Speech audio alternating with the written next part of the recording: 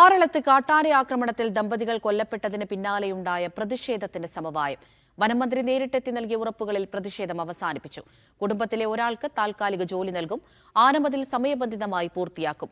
മരിച്ച വെള്ളിയുടെയും ലീലയുടെയും മൃതദേഹവുമായുള്ള ആംബുലൻസ് പ്രദേശത്ത് നിന്ന് മാറ്റും. 5 മണിക്കൂറോളം ആംബുലൻസ് നാട്ടുകാർ തടഞ്ഞുവച്ചിരുന്നു. രണ്ട് കാര്യങ്ങളാണ്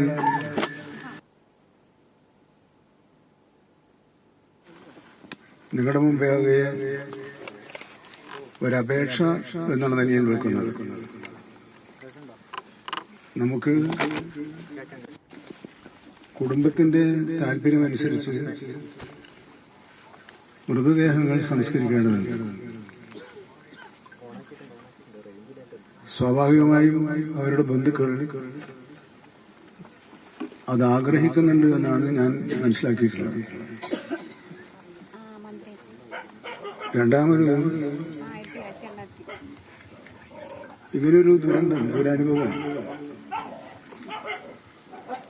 നമ്മുടെ നാട്ടുകാർക്ക് ഉണ്ടാകാൻ പാടില്ല. പ്രത്യേകിച്ചും വനമേഖലയുമായി ചേർന്ന് നിൽക്കുന്ന ഈ ആദിവാസി മേഖലയിൽ ഇങ്ങനെ ഒരു ദുരന്തങ്ങൾ ആവർത്തിക്കാൻ പാടില്ല. അതിന്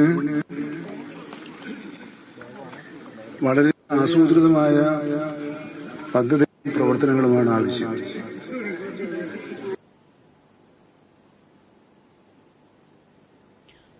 സുനിൽ ഐസക് വിവരങ്ങൾ നൽകാനായി തത്സമയം ചേരുന്നുണ്ട്. സുനിൽ, മണിക്കൂറുകൾ നീണ്ടുനിന്ന പ്രതിഷേധം നമ്മൾ കണ്ടു. കോൺഗ്രസ് CPM നേതാക്കളെ പ്രതിഷേധക്കാർ തടയുന്നത് നമ്മൾ കണ്ടു. ഇപ്പോൾ പ്രതിഷേധം അവസാനിച്ചല്ലോ. എന്തൊക്കെ ഉറപ്പുകൾ വനമന്ത്രിയിൽ നിന്ന് പ്രതിഷേധക്കാർ വാങ്ങിയിട്ടുണ്ട്? 5 മണിക്കൂർ നീണ്ട പ്രതിഷേധങ്ങൾക്ക് അറുതിയായിരിക്കുന്നു. ഒടുവിൽ വനം മന്ത്രി തന്നെ എത്തണമെന്ന ആവശ്യം സർക്കാർ അംഗീകരിക്കുന്നു. വനമന്ത്രി AK ശശീന്ദ്രൻ സ്ഥലത്തെത്തി സമരക്കാരുമായി ഏതാണ്ട് അരമണിക്കൂറിലധികം സംസാരിച്ചു. മന്ത്രിക്ക് പറയാനുള്ള കാര്യങ്ങൾ ആദ്യം ആമുഖമായി സംസാരിച്ചു. അദ്ദേഹം ഇന്ന് സർവകക്ഷി യോഗത്തിന് ശേഷമാണ് ഈ ആളുകളെ കാണുന്നതിനായി, പ്രതിഷേധക്കാരെ കാണാനായി എത്തുന്നത്. ഈ സർവകക്ഷി യോഗത്തിൽ എടുത്ത പ്രധാനപ്പെട്ട തീരുമാനങ്ങൾ അദ്ദേഹം ആളുകൾക്ക് മുന്നിൽ വിശദീകരിച്ചു. അതിൽ പ്രധാനപ്പെട്ട കാര്യം ആനമതിലിന്റെ നിർമ്മാണം അത് സമയബന്ധിതമായി തന്നെ പൂർത്തിയാക്കും. നേരത്തെ അതിന്റെ നിർമ്മാണം നിലച്ചിരുന്നു. ആ നിർമ്മാണ പ്രവർത്തികൾ പുനരാരംഭിക്കും. 28-ാം തീയതിക്കുള്ളിൽ വീണ്ടും നിർമ്മാണ പ്രവർത്തികൾ പുനരാരംഭിക്കും. അത് 3 മാസത്തിനുള്ളിൽ തന്നെ പൂർത്തിയാക്കാൻ കഴിയുമെന്ന പ്രതീക്ഷ അദ്ദേഹം പങ്കുവെക്കുന്നു. ഒപ്പം അടിക്കാട് വെട്ടുന്നതിനുള്ള പ്രവർത്തികൾ ആരംഭിക്കും. മറ്റൊന്ന്, RRT സംഘത്തെ ശക്തിപ്പെടുത്തും. ഒപ്പം ഈ കൊല്ലപ്പെട്ടിട്ടുള്ള അവരുടെ കുടുംബത്തിലെ ഒരാൾക്ക് ഉടൻ തന്നെ താൽക്കാലികമായി ജോലി നൽകും. അവരുടെ ധനസഹായം നാളെ തന്നെ വിതരണം ചെയ്യും. അങ്ങനെ പ്രധാനപ്പെട്ട തീരുമാനങ്ങളൊക്കെ അദ്ദേഹം ആമുഖമായി പറഞ്ഞു. പക്ഷെ പിന്നീട് കുറെ പരാതികൾ, ആവലാതികൾ ഈ പ്രതിഷേധക്കാരുടെ മുന്നിൽ നിന്ന് അവർക്ക് മുന്നോട്ട് വെക്കാനുണ്ടായിരുന്നു. പ്രധാനമായും RRT സംഘത്തിനെതിരെ ഉന്നയിച്ച ആരോപണം, ഒപ്പം ഈ ആനമതിൽ നിർമ്മാണം കരാറിനെടുത്ത ആളുകൾ അഴിമതി നടത്തിയത്, ഒപ്പം വനം വകുപ്പിൽ നിന്നുണ്ടാകുന്ന ചില ദുരനുഭവങ്ങൾ, അങ്ങനെ നിരവധിയായ കാര്യങ്ങൾ അവർക്ക് പറയാനുണ്ടായിരുന്നു. അത്തരം കാര്യങ്ങളെല്ലാം പറഞ്ഞു. മാത്രമല്ല, ഇനി ഒരു ആദിവാസി പോലും ആറളത്ത് കൊല ചെയ്യപ്പെടരുത് എന്ന് വനം മന്ത്രി എഴുതി ഒപ്പിട്ട് നൽകണം എന്നൊരു ആവശ്യം കൂടി അവർ മുന്നോട്ട് വെച്ചു.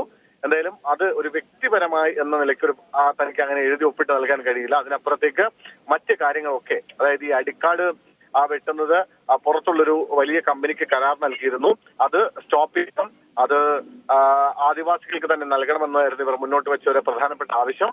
അതടക്കമുള്ള ആവശ്യങ്ങൾ പൂർണ്ണമായും അംഗീകരിക്കുന്നതായി വനമന്ത്രി ഇവർക്ക് ഉറപ്പ് കൊടുത്തു.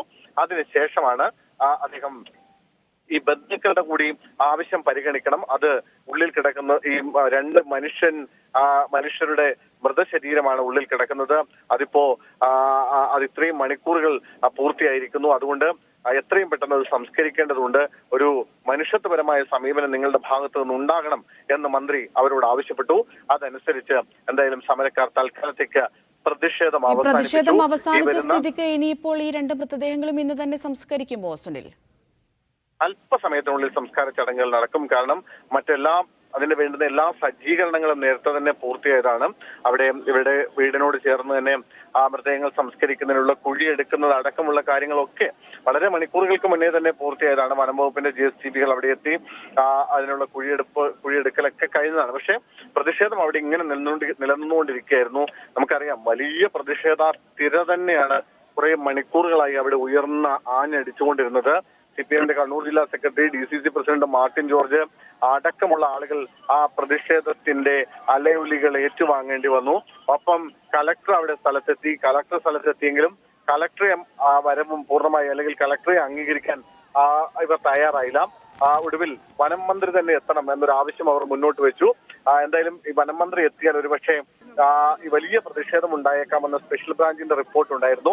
ആ റിപ്പോർട്ടുകൾ കൂടി പരിഗണിച്ചുകൊണ്ട് ആണ് മന്ത്രി എന്തായാലും എന്ത് വന്നാലും അവിടെ എത്തിയ ആളുകളോട് സംസാരിക്കാം എന്നൊരു തീരുമാനത്തിലേക്ക് അദ്ദേഹം എത്തുന്നത്. ആദ്യം ഒരു പ്രത്യേക സംഘം പോയി ഇവരുമായി ആദ്യം പ്രാഥമികമായ ചർച്ച നടത്താം, അതിനുശേഷം വനമന്ത്രി പോകാം എന്നായിരുന്നു തീരുമാനിച്ചത്. പിന്നീട് ആ തീരുമാനം മാറ്റി മന്ത്രി തന്നെ നേരിട്ട് അവരെ കാണാം എന്നൊരു തീരുമാനത്തിലേക്ക് എത്തി. അങ്ങനെ മന്ത്രി എത്തി ഏതാണ്ട് ഒരു അരമണിക്കൂറോളം അവരുമായി സംസാരിച്ചു. അവർക്ക് പറയാനുള്ള കാര്യങ്ങളൊക്കെ കേട്ടു. ഒടുവിൽ പ്രതിഷേധം ഒടുവിൽ പിൻവലിക്കുകയായിരുന്നു. ശരി.